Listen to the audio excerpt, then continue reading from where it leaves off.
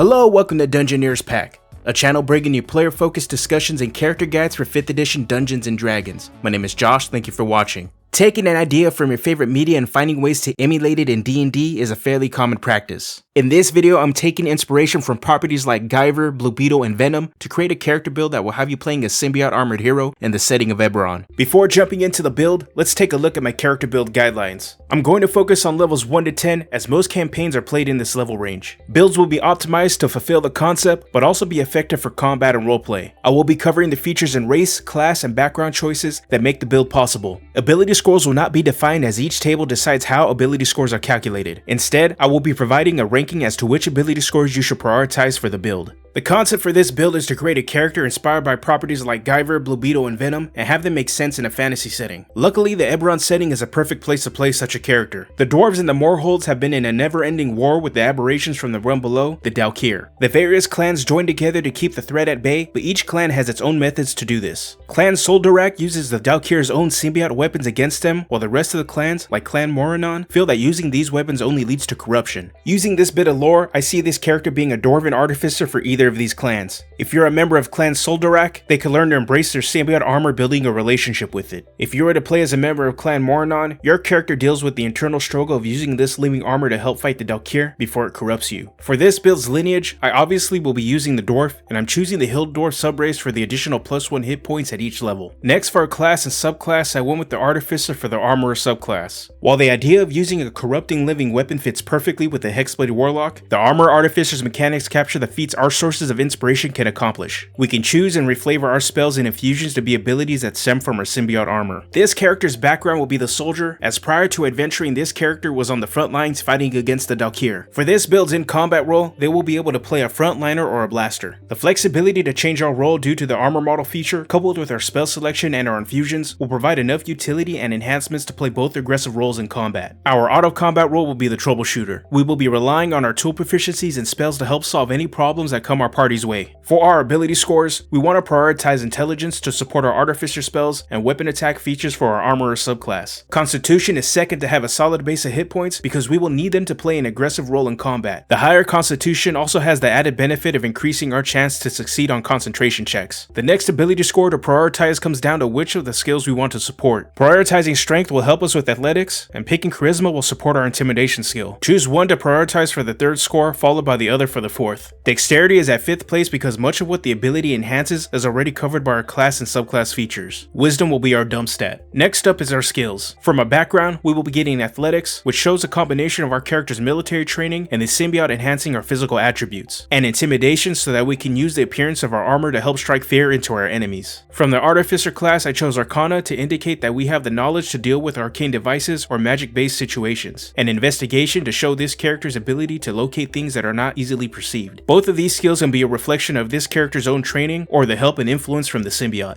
Now let's get into a level by level breakdown. Starting with level 1, we begin with our class proficiencies and initial spells. We are proficient with light armor, medium armor, shields, simple weapons, thieves tools, tinkerer's tools, and another set of tools of our choice, and I decided to go with mason tools as it seems fitting for a dwarf who lives in the mountain to be able to work with stone. For our saving throws, we are proficient with constitution and intelligence. Also at this level, we gain the magical tinkering feature that can be reflavored as our symbiote being able to produce small illusory effects. For cantrips, I went with spell options that share damage types with our special weapons we receive from our subclass. Consider Lightning Lure, Shocking Grasp, and Thunderclap. The list for first level spells that you should consider is large, but here are some of the highlights. Absorb Elements, Disguise Self, Fairy Fire, Identify, and Jump. With level 2, we get access to infusions. Many of the infusion choices for this build are chosen to show the physical enhancements our symbiote armor provides us. They still have the option of being able to be used on your allies if needed. Considered Enhanced Defense, Enhanced Weapon, Mind Sharpener, Replicate Item Bag of Holding, and Replicate Item Sending Stones. At level 3, we get our Artificer subclass, and as previously mentioned, we are taking the Armorer. The Armorer gives us access to an expanded spell list and the key features for the subclass, the right tool for the job, Arcane Armor, and Armor Model. Arcane Armor will allow us to put on or take off our armor as an action, which will come in handy and can be flavored as the symbiote retracting to a hidden state until it's needed. Armor Model grants us the flexibility in combat, being able to sit in the front line with the Guardian option or blast away enemies at range with the Infiltrator option. And the right tool for the job feature can be flavored as our symbiote altering its form into the shape of any tool we need for the task at the moment.